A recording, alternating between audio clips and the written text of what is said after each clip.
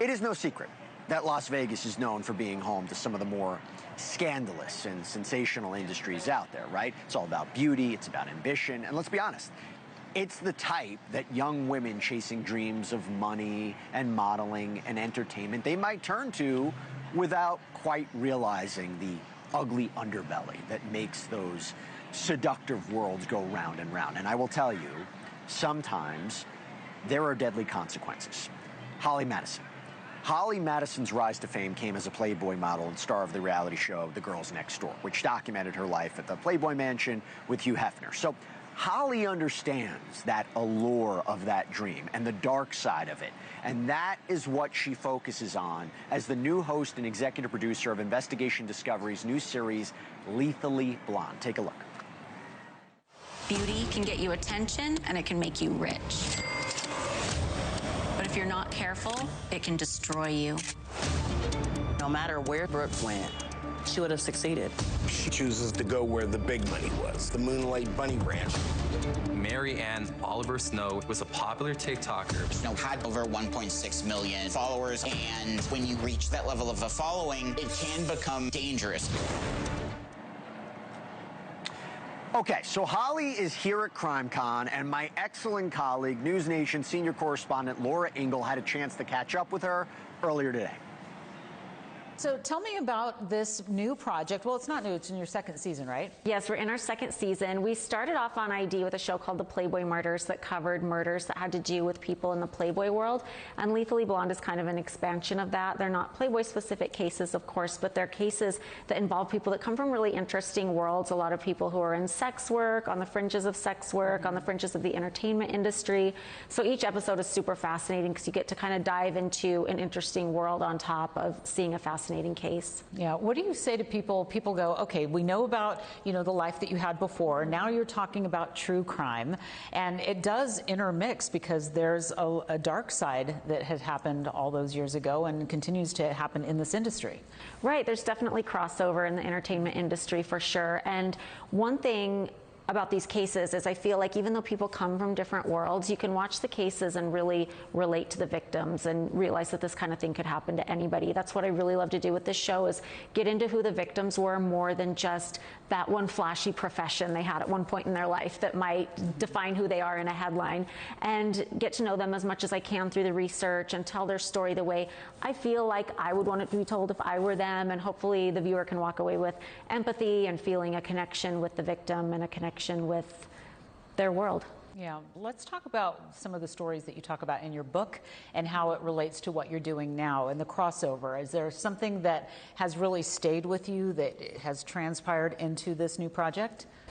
Not for Lethally Blonde specifically, but for the Playboy Murders, we brought a couple cases to the table that I heard about while I was living at the mansion, because maybe they affected people who lived there right before I did. Maybe they were involved in some way. And there were cases that I didn't see get covered a lot in the media, but things I thought were fascinating. I would hear people talk about it at the dinner table, and they're like, you couldn't write this stuff.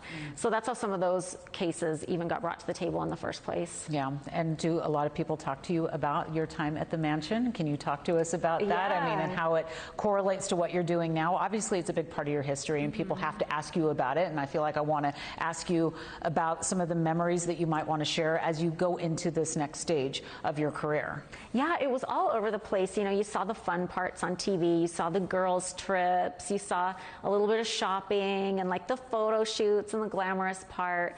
But it wasn't that glamorous, especially like in the first 4 years I lived there before we had a show. It was a lot of backstabbing and women being competitive with one another, and a lot of manipulation and toxic relationship things, which if you get into a case that has to do with domestic violence, a lot of those same themes erupt. So I can speak to a lot of those things, even though maybe I don't match up exactly with every case. You can bring those to the table and empathize with the victim in times like that. Right. What do you want people to take away from watching this new series, Lethally Blonde? What is it that you want people to watch it? You want people to take part in being a part of the story in terms of following it. What do you want people to take away from it?